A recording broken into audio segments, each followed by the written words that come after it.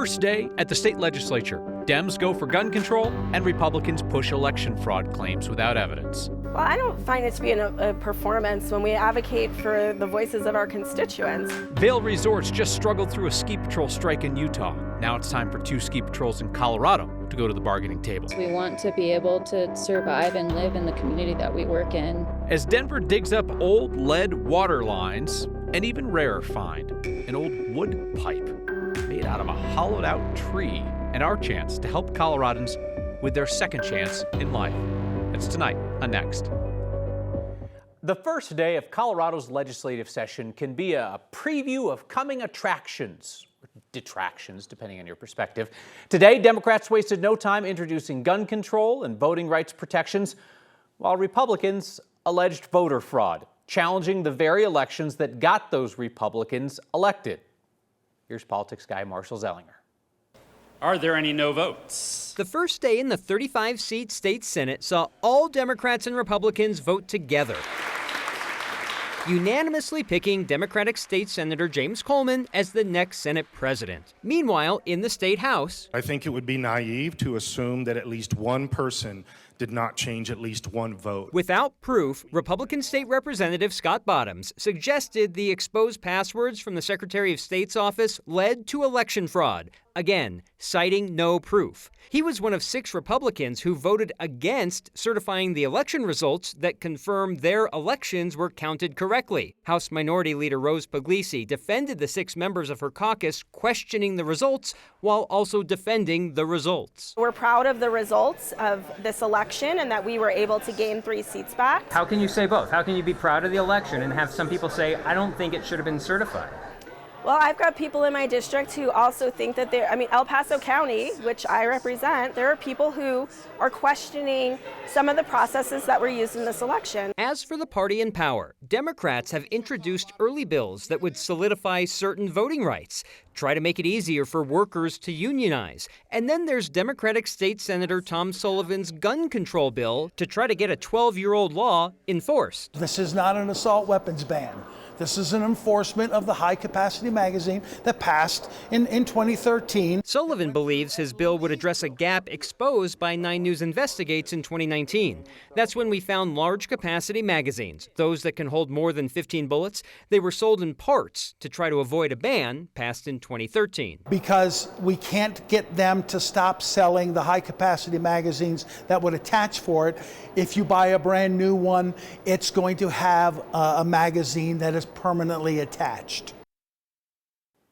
Odd-numbered years, like 2025, are when more controversial bills get introduced because there's not an immediate election where lawmakers may face getting ousted by voters who are like, hey, I didn't really like that. Sullivan tells me the magazine ban will be fast-tracked in January, Kyle, and it's already got the votes, he says, to get out of the Senate, which of the 2 chambers is the one where a bill like this would always have a hiccup because there's a closer division. It's 23-12 Democrats right now in the Senate. So if it has enough votes to get out of the Senate, you look at the House, 43-22, it's probably going to pass. I feel like whether people like or dislike that bill, you got to like doing it at the beginning of the session so it doesn't get crammed in at the end when everything's racing through. There's a million things going on. People are shouting at each other. Like, yeah, let's move some of the controversial stuff to the front. And that's where even versus odd-numbered years come into play. Because if this was 2026 and you're facing an election and you're worried, maybe we're going to lose some power if we have controversial stuff. Well, if it happened in an even-numbered year, you delay and see, okay, maybe we get some middle ground. But in an odd-numbered year, Wild Wild West.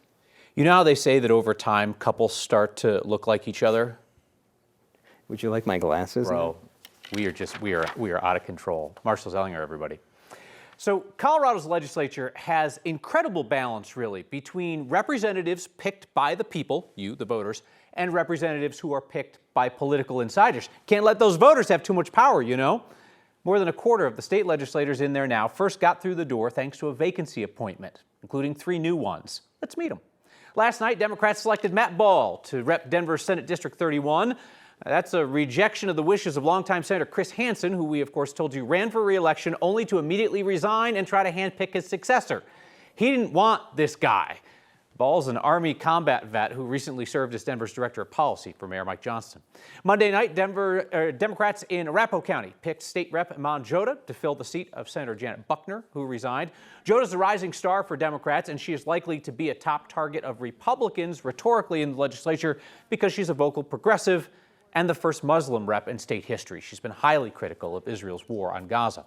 And last weekend, Republicans in Dougco picked former school board president John Carson to fill the seat of Senator Kevin Van Winkle, who resigned. Carson wants to end the state income tax and force local law enforcement to do immigration work. Littleton is the latest community to slow down plans to add more housing after folks said, "Not in my backyard." Last night, City Council indefinitely postponed a land use change, put off a change that would allow multifamily options like duplexes, multiplexes, and townhomes, even in areas that are currently single-family only. Supporters said the goal is to expand the so-called missing middle of housing as people get priced out of areas. Critics said more homes would ruin what they described as Littleton's quiet suburban feel. Some questioned whether the new units would really be affordable at all. Littleton City Council seemed more interested in kind of easing into new development. They estimate that Littleton will need to create nearly 7,000 new housing units to keep up with population growth over the next 2 decades. So it's been a brutal couple of weeks for Vail Resorts. Have you seen the images out of Park City where the Ski Patrol Union strike caused chaos over the holidays? Now closer to home, the Keystone Ski Patrol Union is in the middle of negotiations with the same company, Vail Resorts, and Breck's Ski Patrol is about to start talks. Our Mark Salinger looks at the potential for ski strikes here. Far from the mountain, Ski Patrol is used to working on. Right now, we're in a bargaining session with Vail's lawyers. Members of the Keystone Ski Patrol Union spent their day in a boardroom negotiating a new contract with Vail Resorts. We're super happy that Park City is not on strike anymore and that they've reached something that both them and the company feel is a good spot to be, but we're still negotiating right now. The Park City Ski Patrol Union in Utah announced a tentative deal today with Vail Resorts. The impact of the weeks-long strike is already being felt here in Colorado, as Keystone Ski Patrollers ask for similar wage increases and contracts. This is totally unprecedented.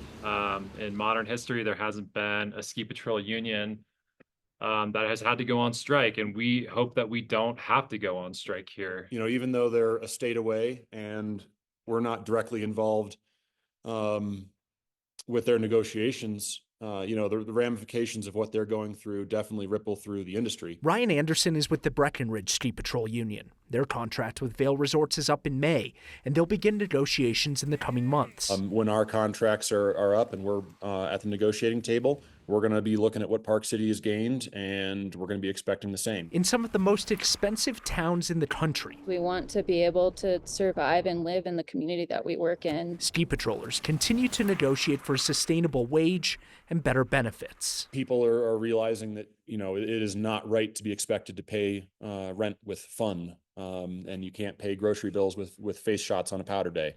And while we are glorified for having a fun job, it is still deadly serious.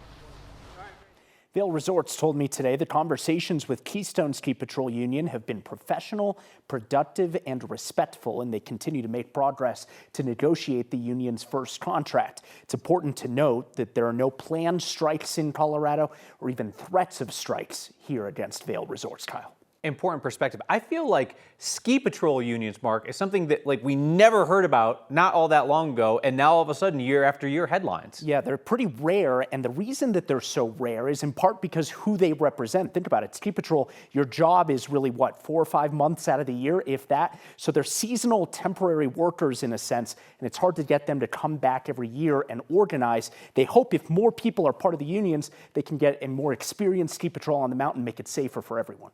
Mark Salinger, thank you. Hey, as we get our feet under us for the new year, it's time to think about fresh starts, right? And second chances. That's why this week's Word of Thanks microgiving campaign supports the Second Chance Center.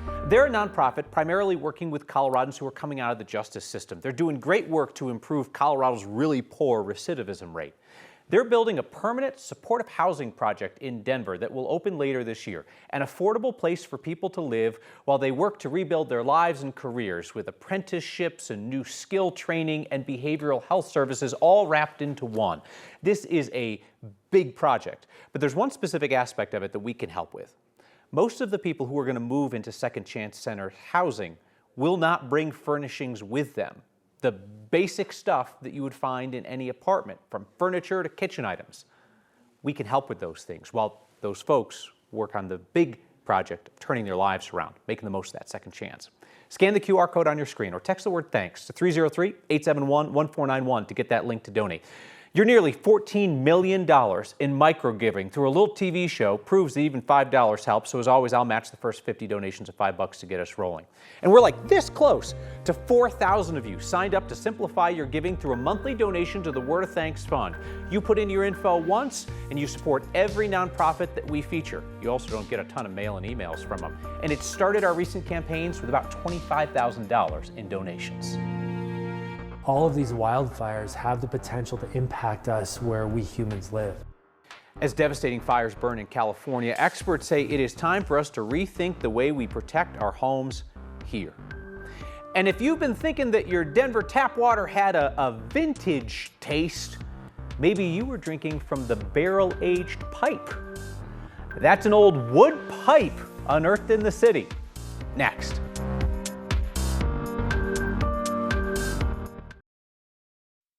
Colorado sending an aerial firefighting resource to California as the fires that burn in the hills around Los Angeles County have killed at least 5 people, destroyed some 1,100 buildings, including a lot of homes.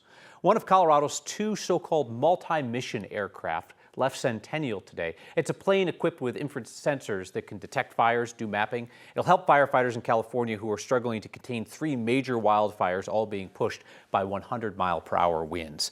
That setup there near LA is similar to what we saw during the Marshall Fire here, the most destructive fire in Colorado history. Firefighters say there are similarities in how those fires in California started and how their spread could have been mitigated. Einar Jensen's a risk reduction coordinator with Evergreen Fire Rescue.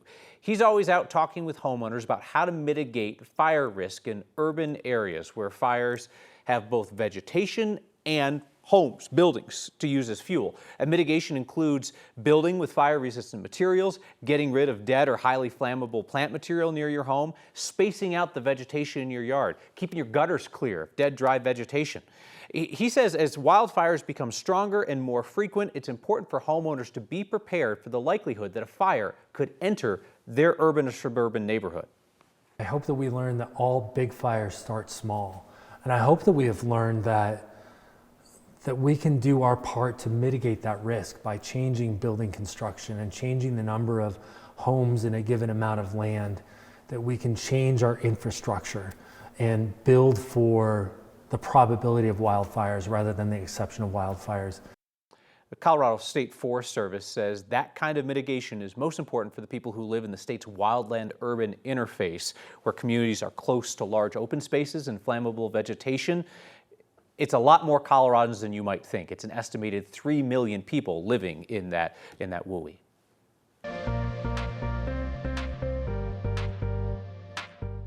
We had a nice break today, and we're tracking the next storm system, which will move in overnight tonight. Another weather impact day called tomorrow because of the snow falling during the morning drive, cold temperatures, and areas of blowing snow and ice. The snow begins around 3-4 o'clock in the morning and may end by 10 a.m. Temperatures today, we warmed to 40, so not a lot of melting of the snow and ice. We're at 25 in Denver right now. This is the leading edge of the system here, coming in from the northwest. Winter weather and travel advisories are south and east of Denver for 2 to 4 inches of snow. But if we see winds to 40 and 50 miles per hour, that will impact travel from Palmer Divide out to Lyman up to Fort Morgan. We expect the snow to fly in Denver around 2-3 in the morning, picking up around 5 to 6 a.m. during the morning drive, ending from north to south by late morning. So this is the good news. Light accumulation, but with the cold and the wind and the timing of this snow, maybe an inch or 2 in Denver, it will certainly have a great impact on your drive and the weather you'll wake up to tomorrow morning. So we do have highs in the upper 20s tomorrow with afternoon clearing, low 40s for Friday and the weekend. Next storm system could bring some snow to us on Saturday. Oh, that's not, shouldn't be here. Denver Water digs up some history. That is a wooden water pipe. Old school. The story behind it next. Hey, reminder, you can catch Next streaming each weeknight, 6 p.m. on 9 News Plus. And Next is also a podcast. Each weeknight, find us wherever you get your podcasts. The city of Denver is still working on a years-long project to replace its old lead water pipes. But it was a road project that dug up an even older piece of their infrastructure.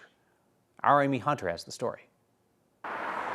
Underneath the roads we drive on is a network of pipes that once did or currently do keep our city moving.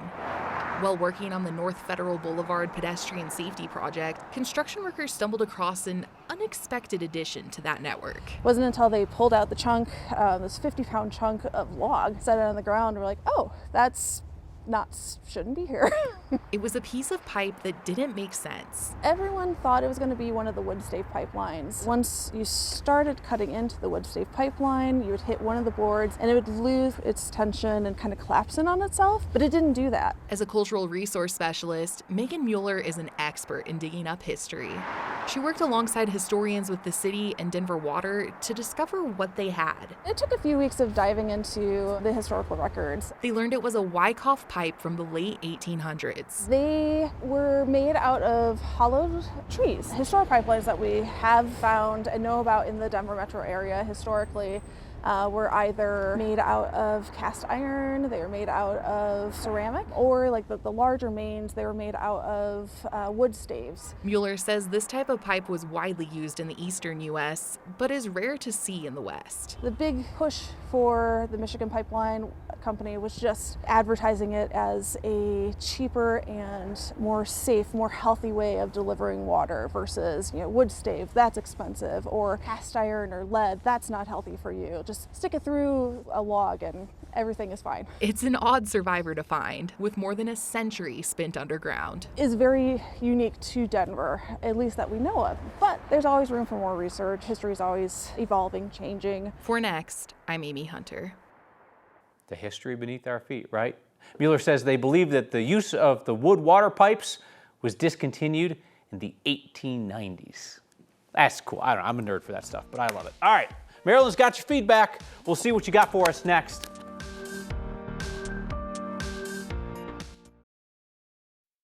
The nonprofit Second Chance Center is building a supportive housing project in Denver, a place for people to get back on their feet. Many of them likely will be coming out of the criminal justice system. There, they'll be able to connect with career training and apprenticeships and behavioral health supports all under one roof. We can be a part of their comeback story by helping to furnish those apartments before they move in later this year. Scan the QR code on your screen or text the word THANKS to 303-871-1491 to get that link to join me and a bunch of others in donating to the Second Chance Center. You can give just this one time to this One Word of Thanks campaign or sign up to make a monthly donation to support each Colorado nonprofit we feature without having to put in your information over and over again. Text from a viewer who says, I'm the head electrician currently building that large Second Chance Center building in Denver. Isn't that an honor, right? It's so cool to be a part of something that is going to be impactful for so many Coloradans. We get to be a small part of it too. John says, I dislike Kyle, so do my parents. A lot of people struggle to find common ground with relatives, John, so I'm glad that you guys have found something that you agree on, and I'm honored that I could be a part of it. Stephen Parker writes, hey Kyle, your wife called and said you left the house with her handkerchief. Why'd my wife call you, Steve? I don't like that. Stay away from my wife, Steve.